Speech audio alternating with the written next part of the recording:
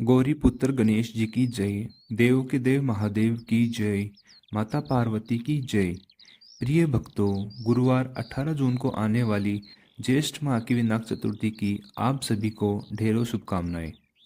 भक्तों, आज की इस पावन कथा में हम आपको विनायक चतुर्थी के व्रत का महत्व और उससे जुड़ी एक अद्भुत कथा सुनाने जा रहे हैं। हमारे धर्म में चतुर्थी तिथि भगवान श्री गणेश को समर्पित मानी गई है। अमावस्या के बाद शुक्ल पक्ष में आने वाली चतुर्थी को ही विनायक चतुर्थी कहा जाता है। इस दिन भगवान श्री गणेश की पूजा विशेष रूप से दोपहर के समय की जाती है, क्योंकि माना जाता है कि उनका प्राकट्य भी इसी समय हुआ था। तो दोस्तों, आज की इस कथा को प्रारंभ करने से पहले हम आपसे विनती करते हैं कि एक बार कमेंट बॉक्स में जय श्री गणेश अवश्य लिखें। भक्तों, एक समय की बात है, भगवान शिव और माता पार्वती नर्मदा नदी के किनारे विराजमान थे।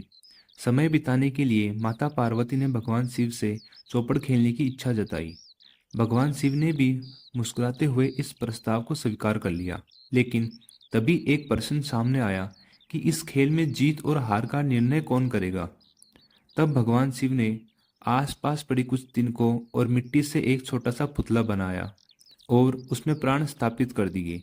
उन्होंने उस बालक से कहा कि वह इस खेल का निर्णायक बने और अंत में बताए कि कौन जीता और कौन हारा। इसके बाद दोनों ने खेल शुरू कर दिया। संयोग ऐसा बना कि तीनों बार माता पार्वती ही विजय रही। लेकिन जब निर्णय सुनाने की बारी आई तो उस बालक ने भगवान शिव को विजेता बता दिया। यह सुनकर माता पार्वती को बहुत क्रोध आया और उन्होंने गुस्से में आकर उस बालक को श्राप दे दिया। माता ने कहा कि उसका एक पैर निष्क्रिय हो जाएगा और वह हमेशा कीचड़ में पड़ा रहेगा। यह श्राप सुनकर बालक ने तुरंत हाथ जोड़कर क्षमा मांगी और कहा कि उससे यह भूल अनजाने में हुई है, उसने किसी बुरे भाव से ऐसा नहीं किया था।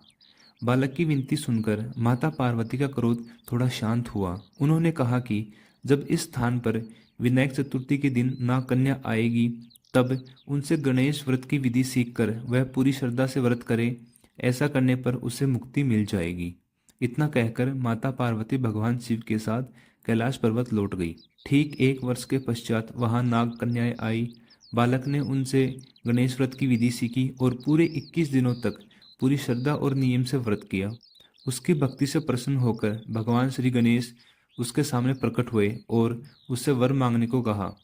बालक ने प्रार्थना की कि उससे इतना सामर्थ्य मिले कि वह अपने माता पिता तक अपने पैरों से चलकर पहुंच सके। भगवान श्री गणेश ने उसे यह वरदान दिया और अंतर्ध्यान हो गए। वरदान के प्रभाव से बालक स्वस्थ होकर कैलाश पर्वत पहुंच गया और उसने भगवान शिव को पूरी कथा सुनाई। उस समय माता पार्वती भगवान शिव से भी रुष्ट थी और उनसे दूर थी। तब भगवान शिव ने भी उसी विधि से 21 दिनों तक गणेश का व्रत किया। इस व्रत के प्रभाव से माता पार्वती का मन बदल गया और उनका क्रोध शांत हो गया। वे स्वयं भगवान शिव के पास लौट आई। जब उन्होंने इसका कारण पूछा तो भगवान शिव ने उन्हें इस व्रत का महत्व बताया। इसके बाद माता पार्वती के मन में भी अपने पुत्र कार्तिकेय से मिलने की इच्छा हुई। इस इच्छा को पूर्ण करने के लिए उन्होंने भी पूरे 21 दिनों तक गणेश जी का व्रत किया और श्रद्धा से उनका पूजन किया। व्रत पूर्ण होने पर कार्तिकेय जी स्वयं माता के पास चले आए। तो भक्तों, तभी से यह माना जाता है कि विनायक चतुर्थी का व्रत हर मनोकामना को पूर्ण करने वाला है। जो भी व्यक्ति इस व्रत को श्रद्धा और नियम से करता है, उसके जीवन के कष्ट दूर होते हैं और उसे सुख और शांति की प्राप्ति होती है। तो भक्तों, ये थी विनायक चतुर्थी की कथा। आशा करते हैं आपको कथा पसंद आई होगी। अगली वीडियो में हम बात करेंगे कि विनायक चतुर्थी के दिन क्या क्या करना चाहिए और क्या क्या नहीं करना चाहिए और उसकी पूजा विधि कैसे होगी। तो मिलते हैं अगली वीडियो में, तब तक के लिए गुड बाय।